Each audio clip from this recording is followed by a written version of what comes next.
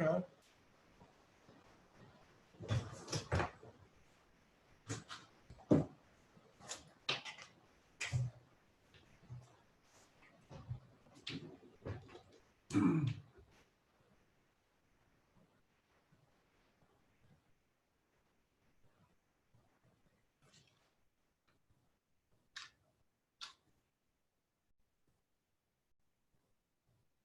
Namaskar. Hello, hello, hello. Namaste, Gaurav ji. Shobha Namaskar. here. Hi, Shobhaji. So,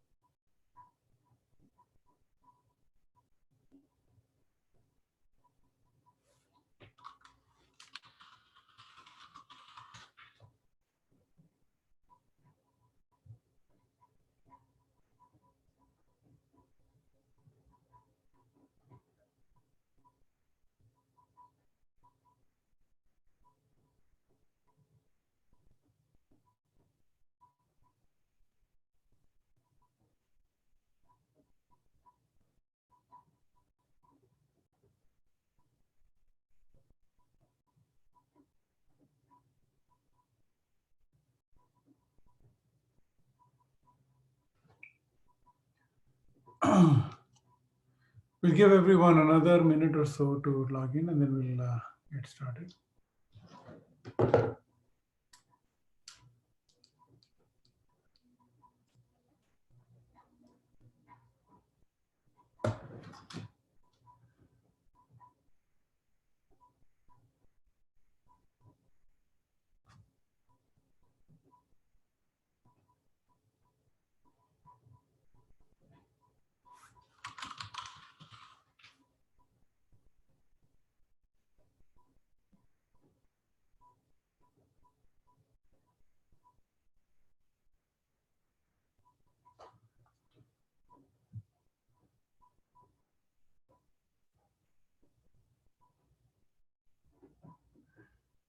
So I see Aarti ji, Shobha ji, Rashmi ji, and myself. We're waiting for quorum.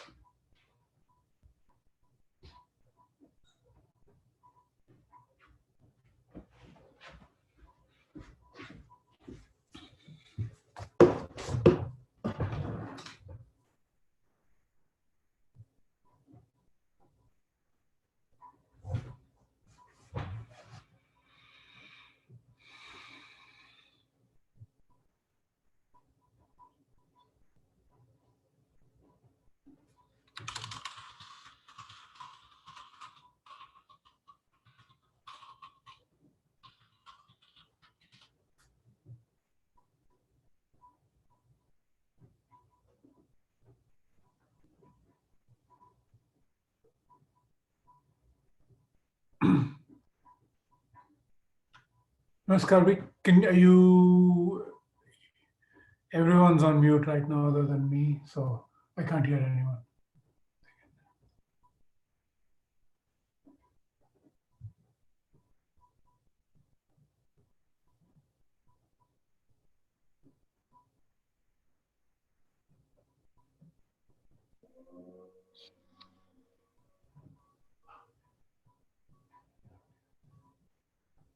Okay.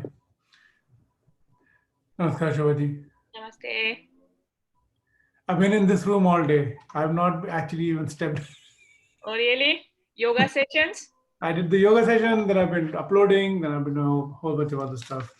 So, no, I did go out for a few minutes, but yeah. Generally, I'm not. But that's the state of our quarantine, where we're going to be in this this state for a long, long time. I know. Maybe it's good for, going inwards. Oh yeah, for sure. Yeah, Pratyahara. very much pratyahar. Yeah. Yes. So much nivritti that it is hard to see who will not get moksha from this.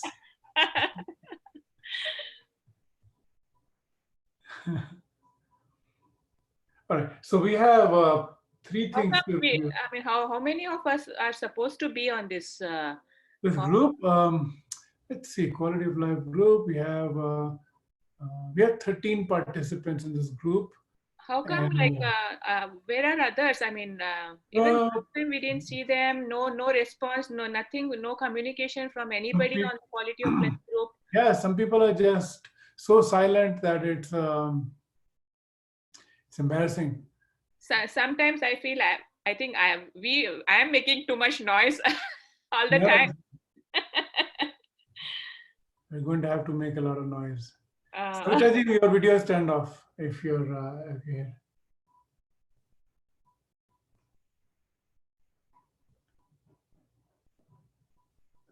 Yes, we can see you now. You're on mute though. Okay, good. So should we begin? mhm. 3:07 Yes. already. So you want to wait for a couple of more minutes, or like, do you think? Maybe we'll give it another minute or so. Yeah. Who all were who all did the class in the morning today? Just out of curiosity. You did. I know you did, right? Shanti ji did, I think. Shantiji did. Yeah. Yeah. I saw you. That's good. Sorry about keeping you hungry. No problem. I guess it's a good thing. Yeah. One day. One day, yeah. So tomorrow morning also we have a class. Lataji is doing it, and then later at 6 p.m. we'll be doing the class. So it should be good. And then our running schedule will be weekdays 6 p.m. And then weekends 8 a.m. is fine, I guess. Okay, so I think we should just begin. Last week we discussed. I'm just going to pull up my email and I'll share it here. And I have everyone's inputs here on the screen, so we'll be able to review them together. Okay. The first thing is just listen to the recording and see if you like it. Our question that I really wanted to spend time on, from my perspective today, after we review everyone's inputs, is what is the experience of quality of life? Because the central question is we don't have a language to describe quality of life, and for that, first we must know what the experience is like, and then maybe we'll find words for it. Then Shantiji has compiled notes, which are right here. I'll pull up. Artiji did create the working group, which we are, of course, looking at. Rashmiji has had to think about the stories that describe the concept. And Shobhaji has sent me a questionnaire. So let's look at the questionnaire up front. Anything else that we missed from my notes, at least? No. I think we are good. Okay, good. All right. So to recap, this is where we last time. We said, look, quality of life. We have a lot of talks, and then Shantiji, I'll let you describe the notes. But we talked about quality of life last week in order to start groping at the edges and seeing in the dark if we are finding any surface we recognize. A real debate today is going to be on this very undescribable experience of quality of life. We have a few words around that which we noted, but I'd like to see if you've had time to reflect on those, and maybe we can add more information to these. Okay. So any thoughts on the experience of quality of life?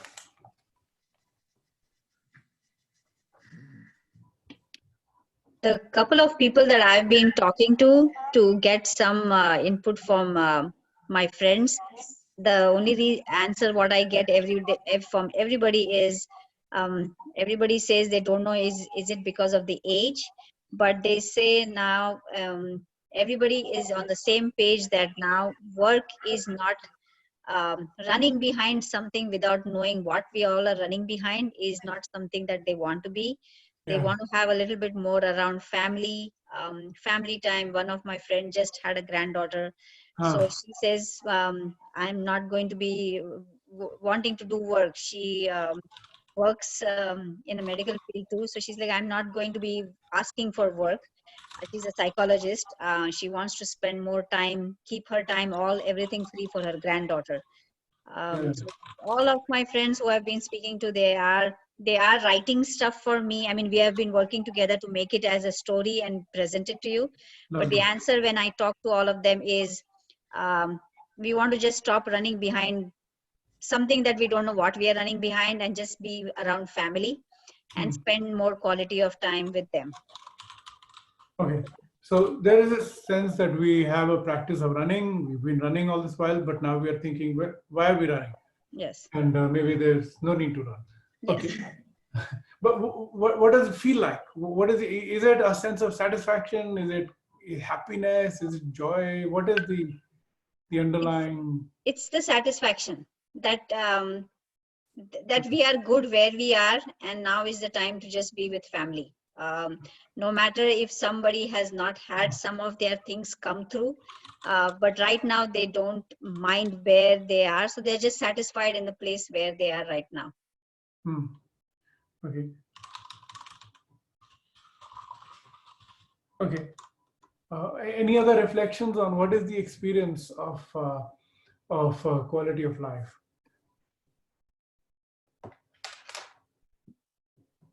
Garuji, what I talk to people, then they say only the most important thing is health for them now, because they want to look after their health, which they might have ignored before for the food or exercise or anything. But now they they think the health is the most important part, so they want to spend time on that. Okay, great. Right. So a feeling of well-being, which I think we should just write. So just feeling of well-being, which is hard to describe. As they say in Gujarati, majama. So when you say majama, you mean that it's everything is good. There's a sort of indescribable feeling. Okay. Any other thought, Shantiji? Have you had a chance? Yeah, to I spoke to my friends, and one of my friend is she's in her mid-40s, and her mom, she has rheumatoid arthritis, and she has the beginning symptoms of it, and she is only worried about it. So when I asked her about it, she said, right now I want to be pain-free. So that's what her answer is. And my other friends just said, I am breathing and I'm alive and I'm thankful, and that's enough for me. So that's where they are. I think I have to talk more about it, deeply into it. And because of this coronavirus phobia, everybody is only talking about it. They're not taking their mind off and talking about something else. So yeah. No, that is a great point. So I just put in this Patanjali's Hayam Dukham Anagatam, which is future suffering is avoidable.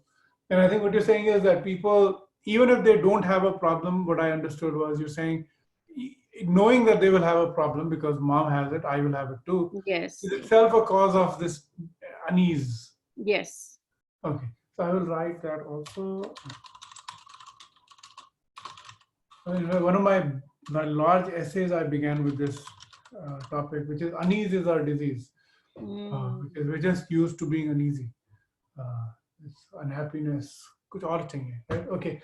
Any other sensation of, or in this list that we've seen here on the left, are these sparking new thoughts or new ideas?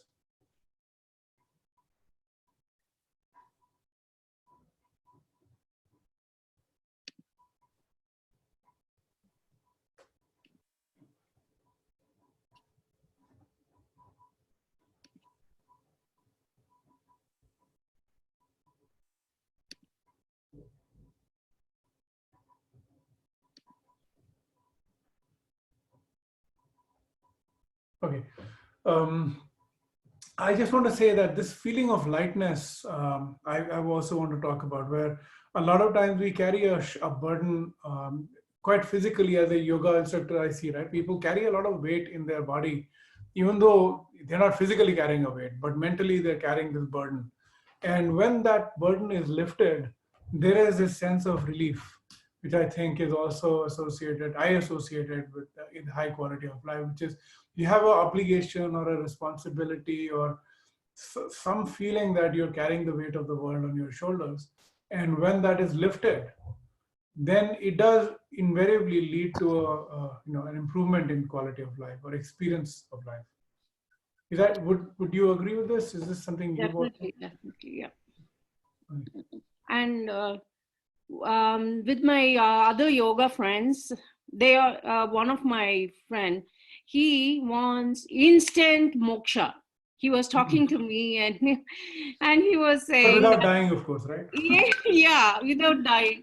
So he wants instant moksha. I want instant moksha. Like in Bhagavad Gita, Krishna says, you surrender to me and instantly you will get moksha. I was like, okay, but I want to get there. I want to get there. It's like, Yeah, okay. maybe. So all these expectations, which are, I don't know if it's reason. I don't know if I have to say it's reasonable or unreasonable. All these expectations and to get, instead of living in the present and enjoying life as it is, at the same time we have to work towards what we want to achieve. Instead he is in a place where he has two young kids. He says, I don't care, I just want to leave everything, and once they are out to college, I'm done. I want to leave everybody and everything, and I just want to go. That's it, I'm done. So, but he doesn't want to work or do anything. He just wants to instant moksha, just 1 second. I want, but I asked him, so you don't know how to surrender yourself totally to God? Yeah, that's what it is. So yeah, we all talk about moksha and everything, but we don't know how to get there. And I think that itself is creating an unrest or That's a great point. So what I noted from my own reflection, based on what you just said, is this prapatti, right? This sense of surrender that Bhagwan sab karega, right? If God is going to take care of everything, that sense of surrender is also a source of satisfaction. And a lot of times when I feel I'm doing it, then all this world, universe, I have to run. So much work, right? This Trump guy, I have to do something about. This other fellow, I have to do something about. So I feel like I have to do everything. But once I realize that, okay, God will take care of it, then I don't need to do any lifting. Then, as you say, yoga kshemam vahamyam, right? Which is, I will arrange for everything as long as you surrender yourself to me. I think that's also a source of dissatisfaction. Yeah. So it's somewhat linked to what you just said, lifting off the burden of your shoulders. And it's very easy to do that once we know how to surrender and surrender ourselves to God. For that, I think we have to first think about who we are and not associate ourselves to this body, mind, and intellect, and think that we are that Paramatma and surrender that. And think about our body. It's not easy, as I say, it's not as easy as I say, but think our body as just an instrument and just let God take over this instrument and surrender. That's it. Okay, no, that makes sense. Now I'm thinking, so you said something about your friend or around the instant moksha thing, which raised another question in my mind. Is it joblessness? Is that associated with experience of quality of life? No, or is it? he is fine. He's doing fine. His both his wife. No, but does he want to be without, look, I don't have to ever work, I'm retired kind of thing? Is that a source of satisfaction? Because it won't be to me, but I'm wondering if people look forward to that sort of thing. That's a good question. I don't know about my I friends, mean, but as if you are, I would maybe what he meant is like if the money part is taken care of, he would like to work maybe, Uh, but not work for money or like if the basic things are met, he would like to work. Nobody would like to be idle, right? I want to establish that. That's my question. Is there anyone who thinks that, okay, I never have to work again and that's it? I have now reached, died and gone to heaven, right? No, at least in the Indian frame, I don't think anyone feels that way. But I feel a lot of Western people imagine that they're going to be extremely jobless and extremely pleased with it. I feel. Because they, a lot of people, their life's ambition is to retire at 35, 40, 45, and you wonder what they're going to do with the rest of their life. What are you going to do for 30 years after that? I don't know. Maybe Okay. pursue their other interests or hobbies, because maybe Ah. they were forced to doing something because they had to meet family needs and everything, so they were forced to go to work, but they didn't have enough time to pursue their interests or hobbies or something. So maybe, I don't know, I'm just thinking loud. Yeah. No, this is great. So that's actually a great point. Now, I noticed after you talked about money that we didn't talk about money on this. Why is money not a part of the quality of life situation? Money is like I mean, last time also I said money is, to some extent it is important, but it is not the, not the be all. I mean, Okay. So enough money. yes, up to certain point, but not like it won't give happiness for like uh, like a billionaire is not more happy than a millionaire or something. So Exactly. So that's a great point, which is a billionaire is not 1,000 times happier than a millionaire. yeah. Now that I've spelled it properly. Yeah. Happy. One thing maybe I'm sorry if you're done. I No, mean, please go ahead. Yeah, I'm just typing. Yeah. so last time, I don't know, we never thought about being grateful. Actually, I don't know, or did I miss it? Because being great, law of attraction. If we are grateful, we will attract more abundance, more of everything. So so gratitude is very important, I think, right? we mentioned it, yes. We did. Yeah, I think we mentioned it. Yeah. So I'm wondering what would be the Sanskrit word for it. I'm trying to figure out. Okay, never mind. Gratitude. I'll write it here. And I'm reminded of my Christian school. I went to all my first 10 years of my education was Christian school. So we would have this gratitude prayer. Bharaji, आभार व्यक्त करना, something. आभार व्यक्त करना. Okay, so I will write that.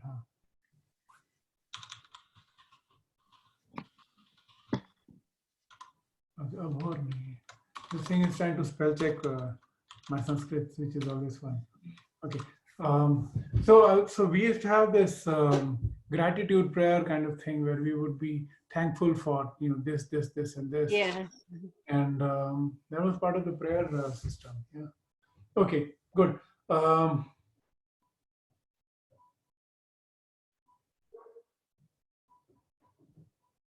Okay. Let me ask you one more thing. Is having more choices more satisfactory, or having less choices more satisfactory? Less choice, I think. Less, yeah. More choices, more confusion. So that we should talk about, because I think that having less choices, people feel is going to reduce their happiness, right? Degree of choices. And what you're hearing, what you're saying is that, well, no, having more choices is overrated. But this entire economy is built on more choices, right? Yes. So less is better, more is confusing, right? Okay, good. Fantastic. So the Sanskrit word for gratitude is kritagyata. Okay.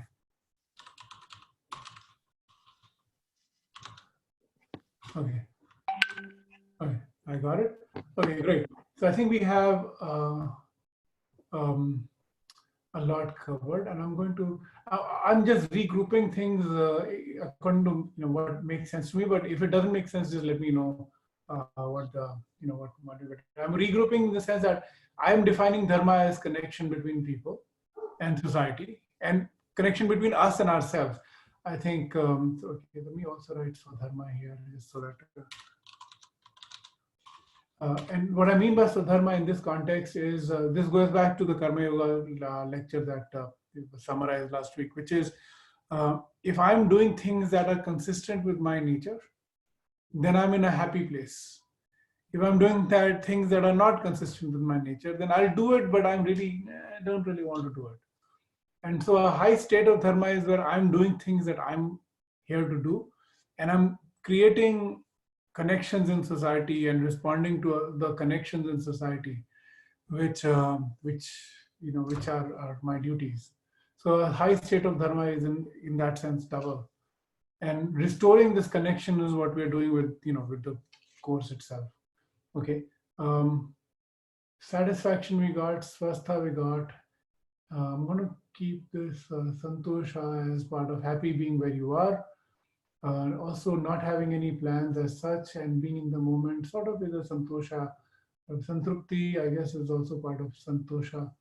Only doing my responsibility, not in the rat race. This weightlessness, I have to figure out what the sense is. Ishwar Pranidhana or something?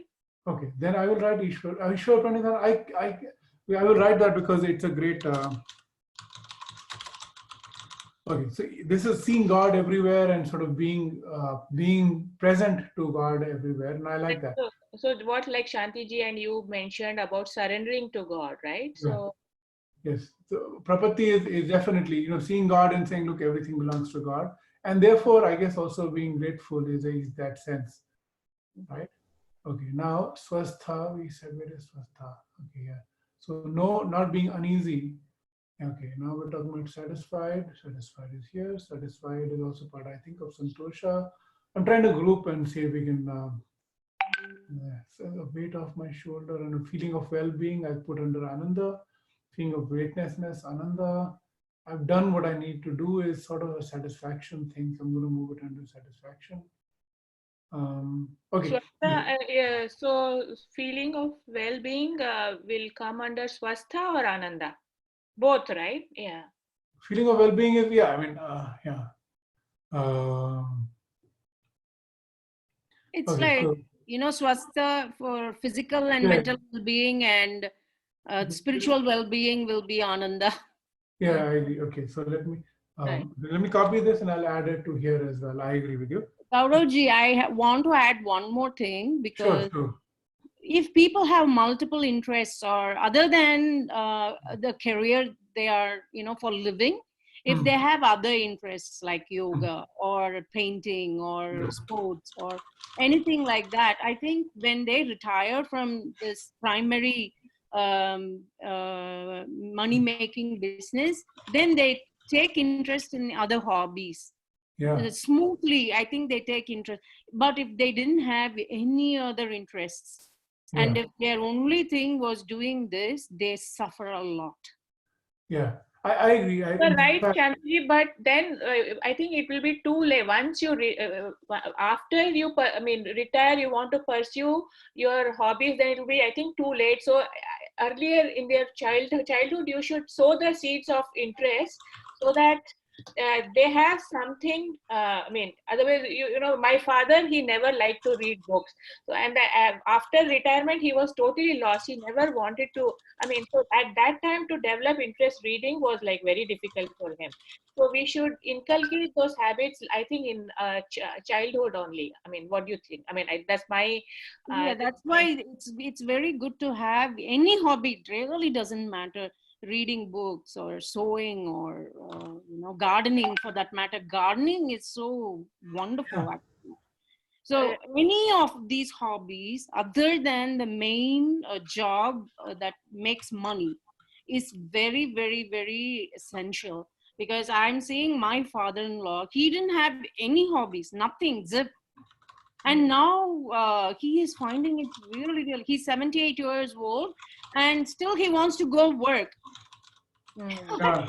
Because he says, that's all I know. Then we gave so many suggestions like, oh, why don't you go to the temple? Why don't you, chant slokas? Why don't you do this? Why don't, he says, oh, I'm not that pious a person. Yes, I do chant every day and that's it.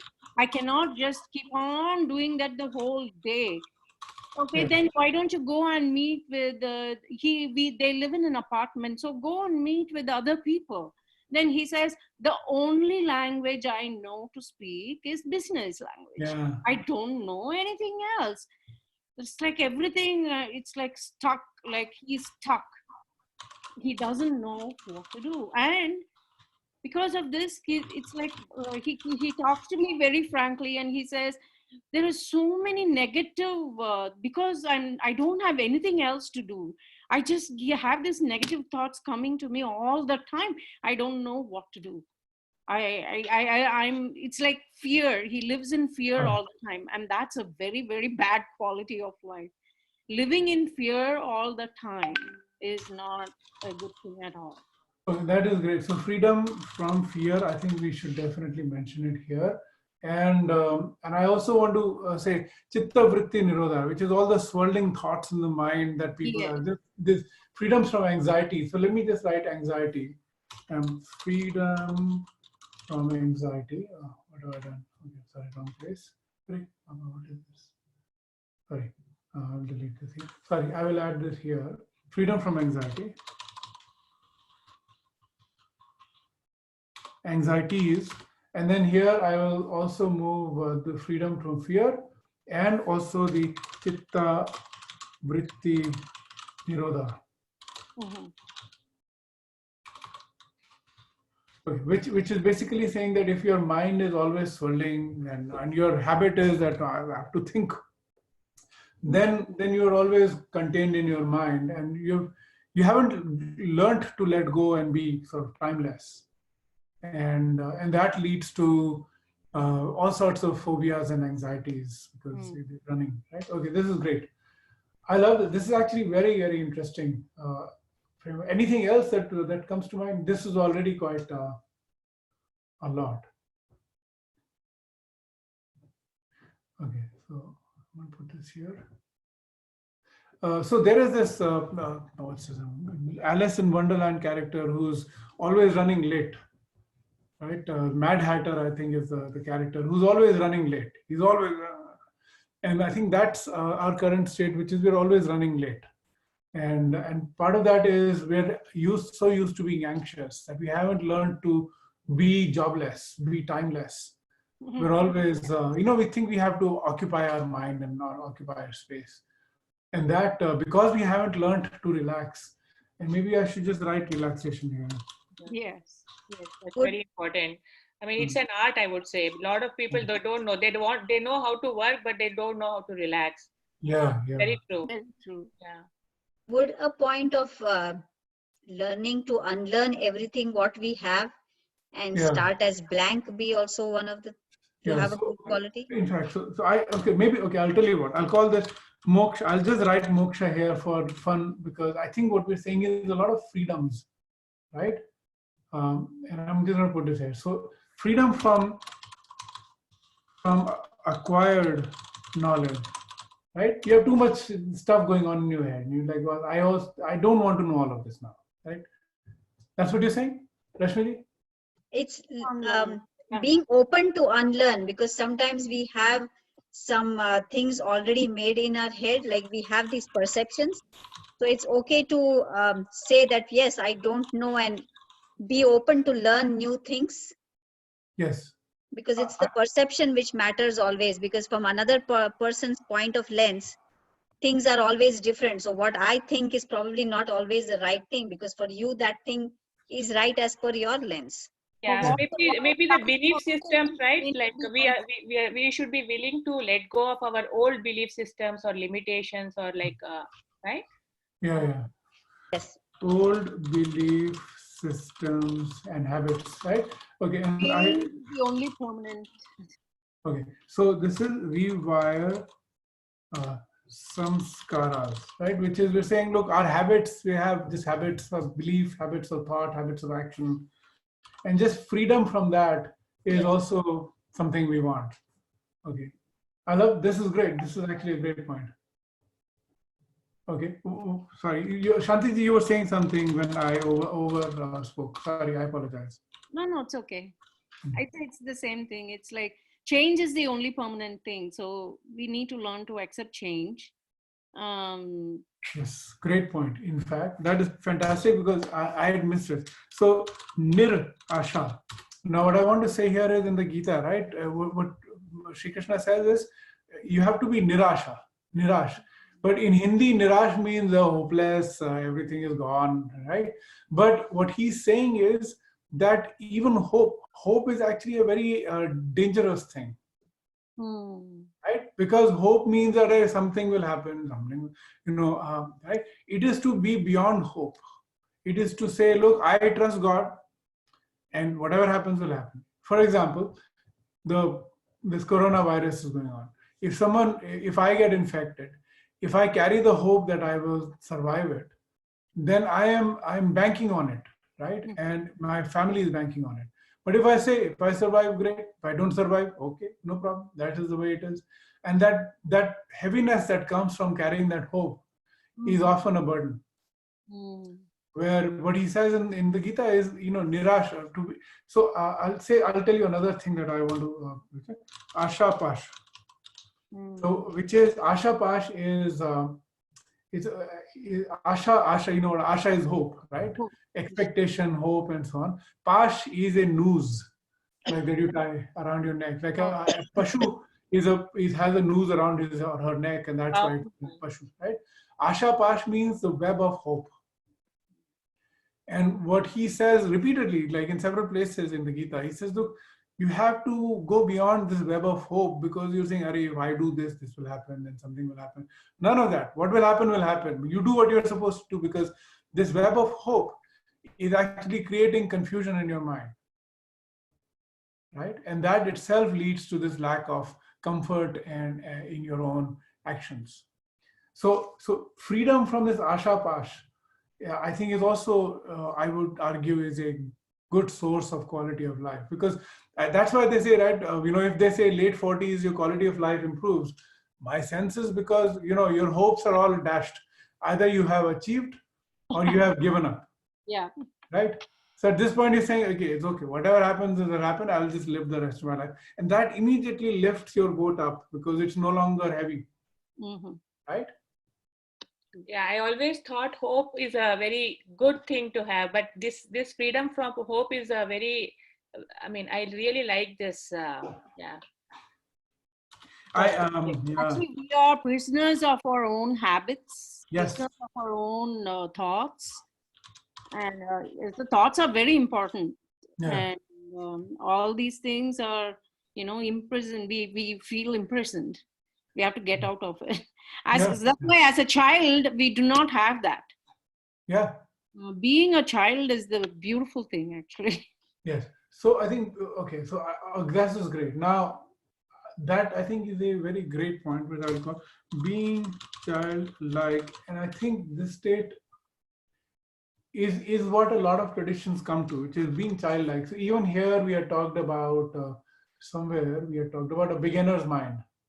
Right? We acquire so much information, so much samskara, so many habits, so much nonsense that we become old as a result of that. We want to let go of all that. And being childlike means, of course, being enveloped in love because I'm connected to my mother. I have all the food and sustenance I need, and I trust my mom completely. What other choice do I have? But of course, I'm in a happy place, right? And I think the thing we're trying to get to is the same happy place where you trust a higher being, mother in one case, or divinity, Bhagwan. Absolutely. And being fully trusting. When you're hungry, food will be provided, right? Yeah. And when you need to go somewhere, something. So being childlike, I think is the state we're trying to get to without unlearning. And that's the reason we have this problem. Okay, this is great. Okay, I think we have a lot of content now. I'm concerned that we have too much content. Okay. Gauravji, may I suggest something? Hanji, please. I don't know about others, but I absolutely have I have not read Bhagavad Gita completely. So why? Sure. I went and looked for the quality of life, and all Westerners have given their own, opinions and things or statistics on quality of life of a person. Can we come from like the Bhagavad Gita? We derive everything based on Bhagavad Gita? Will that Yeah. be because you can guide?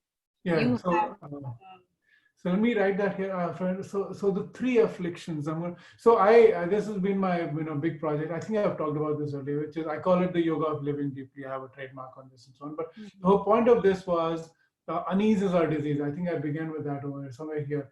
And so all of this is based on the Gita. And my understanding of the Gita has been that we want to be full. Our whole project in life is we want to be full, Purna. right? Purna. And because we feel incomplete and unfull, we run around chasing our own tail and unhappy and so on, right? And this freedom from emptiness, of course, leads us to sukha and dukkha. And there are three afflictions, which is tapatraya. Adi bhautik is physical world, adhyatmik is sort of emotional self, and adi dhyavik is with divinity. My reading of Maslow's need hierarchy is he begins with roti kapda makan, then he ends at self-actualization. But he didn't quite end there. He went back later in his sort of retired life, and he added a couple more steps to it, which is he said, look, my objective in life is self-actualization. That's where the Maslow's need hierarchy stops, at self-actualization. But in reality, he goes on and says two more things. He also says, our drive is beyond self-actualization to self-realize, right? And then ultimately it is to self-transcend, right? Because I'm just sick of myself. I want to go beyond myself, right? And so self-transcendence is my drive. Now, the way I like to think about it is karma yoga is all about is expressing our fullest potential, right? And that is, we talked about swadharma and dharma, right? So expressing our fullest potential is swadharma, and is karma yoga. Ashtanga yoga, everything we're doing, is really about knowing ourselves, becoming more familiar with the source of all our experience, which is ourself. And then finally, our relationship with divinity. We want to transcend ourselves and become one with the source of everything, right? Because our problem is it's just a tiny little me. I live for maybe 60 years, 70, 80, 100 if I'm lucky. But then this universe has been around for 13.2 billion years. And look at my space and size. I'm nothing. This tiny little, very infinitesimal time me cannot win against the world. So I feel helpless. And here we're saying that, look, I shouldn't feel helpless because between me and the world, there is no difference, no distance, right? Between me and my heart, there is no distance. And at my heart is the source of everything, Ishvara. And so that is Ishwar Pranidhana, which is, of course, all of it. So anyway, I ended up writing this system where I felt that Karma Yoga is about self-actualization. Ashtanga or Dhyana Yoga is about self-realization. And Bhakti Yoga is about self-transcendence and merging with the divine.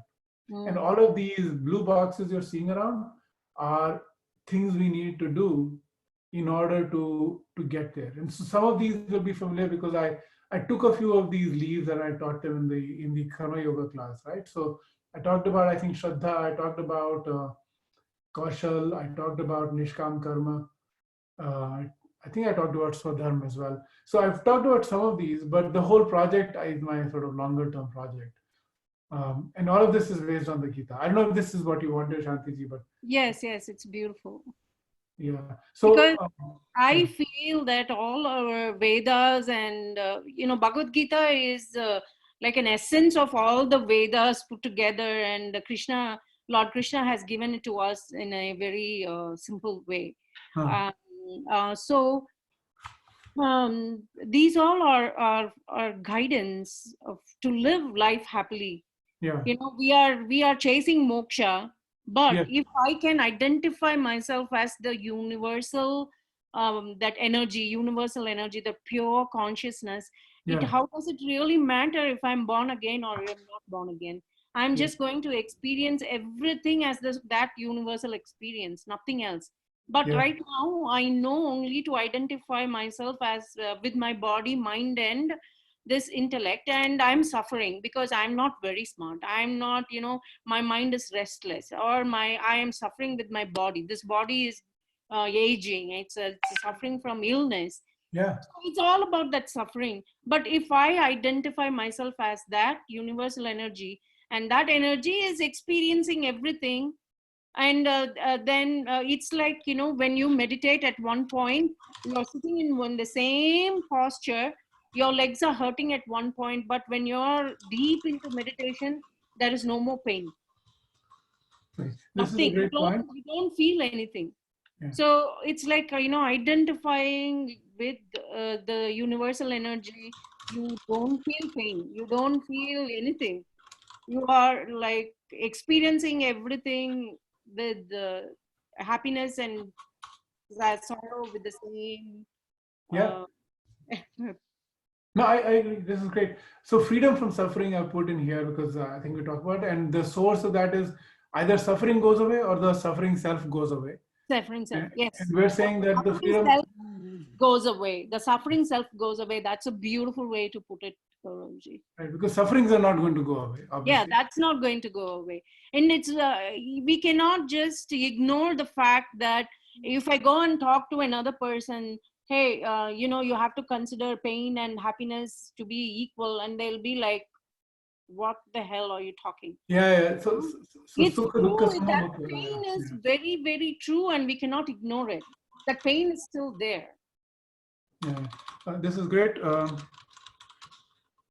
So this is what Bhagavan says is sukha dukkha samabhutva, right? Which is happiness, sadness, it's all good. It's all the same because as long as you are associated with the self, then sukha and dukha will come. But as Yeah. long as you're able to dissociate, then this individual self, physical self, feels happiness, warmth, cold, but you've dissociated from that, so you're not experiencing it. Which in a completely different tradition, this if you've heard Anal Haq, this is it's a Sufi thing. This guy Mansoor had attained realization, and he said Anal Haq, which means I am truth. And he started saying that, and his ustad said, "Bas, don't say this at my ashram.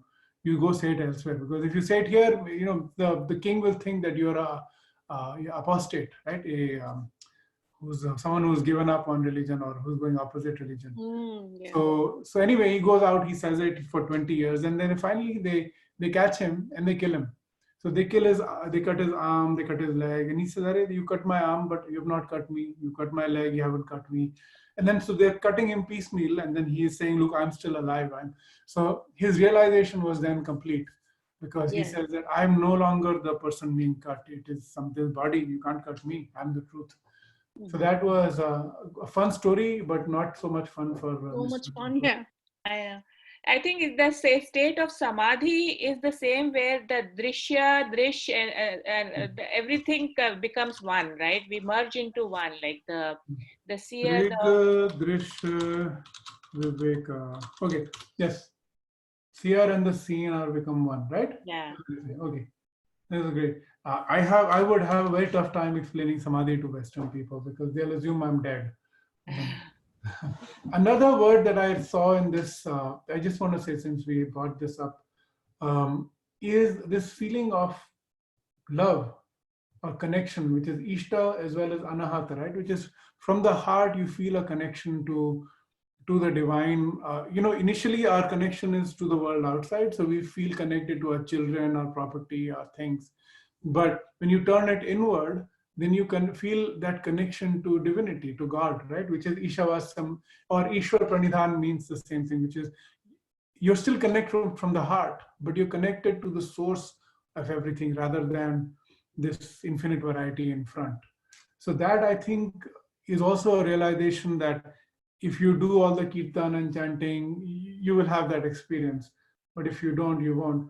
Another word I had written down earlier is rasa, which is this joy juice that you can't eat money, but you have this flowing sense of comfort and joy that is yours.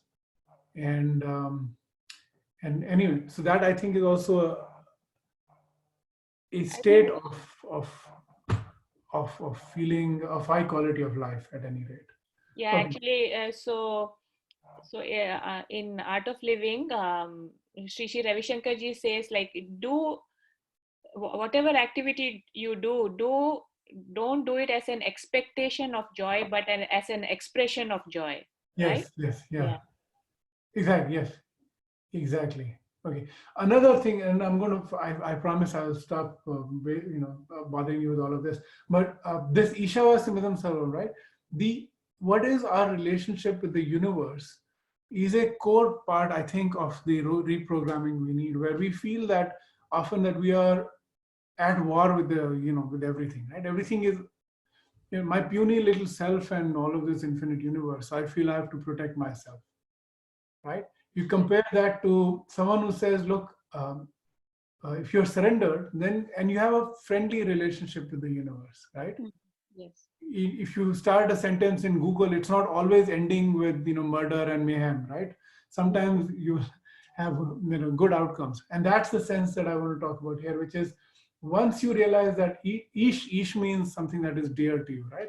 So Ishavasya Sarva, when the source of this joy and this love is inside and outside at the same time, and we are connected to it, then our relationship with the universe is quite friendly, right? And that, I would imagine, would also yield a high quality of life. Definitely. Right? So I would like to say, I know everybody has read this story about this king and the minister.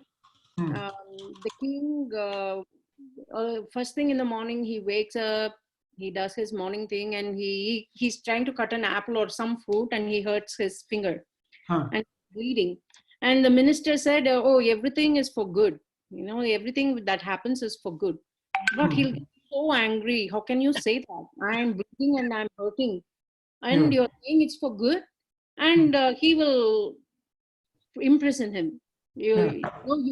First thing, he'll go for a hunting that weekend, but today you're not going to come with me because you're going to be imprisoned. You cannot be so, you cannot say this to me. So he goes hunting, and the tribal people take him, and they want to actually sacrifice him. Okay, let me look up this story. You're right. This is a very fun story. Please finish the story. Yeah, it's a fun story. So they want to sacrifice him. So they all are preparing him and all that, and suddenly they see that he's hurt. And they will feel we are sacrificing one person to God, and he has to be pure. He should not be hurt. He has already spilt blood, so we cannot sacrifice him. We have to let him go. So they will let him go. So he will come back. He will be so relieved, and he'll come back. And he will go and release the minister, and he will ask the minister, I'm so thankful to you. Yes, this thing happened, but why did you get punished? Because you were in the prison the whole day, because you said the right thing for me, but you were in the prison the whole time. And he smiles and he says, if I had gone with you, they would have sacrificed me, And this is a good thing that I'm here today. Everything that happens is for good. But we don't have the patience, or we don't have the, we cannot comprehend that. We always analyze it. Oh, what if we did this? What if we did that way? But we do believe in God, but how deep is that belief? Do we really believe in God? Because we keep questioning, oh God, how can you do this to me? That is great. Later on, we realized one day, hey, whatever that happened was the best thing in our life. Yeah, and that's a great perspective shift. I just wanted to, so this is a Zen story. It's on lines of what you just described, which is the old farmer story. I'll let you read this. I won't bore you by reading it in my voice.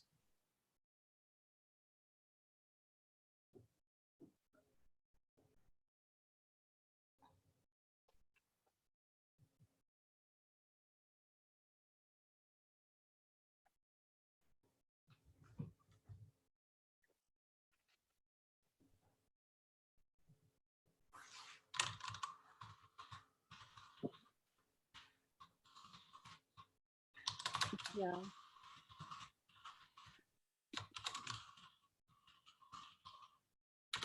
Okay, good. Oh, I think we need to go to run. Maybe someone needs the bridge. This is great. Okay, to sum up. Okay. Lataji wants me off this bridge. Okay, so Shobhaji, I will respond to your quality of life questionnaire here. And Shantiji, these are brilliant notes. Thank you very much. Thank you so much. Is that okay? Is that good? This is great. You have more notes from today. I will just add it to the folder and we can talk. Yeah. All right.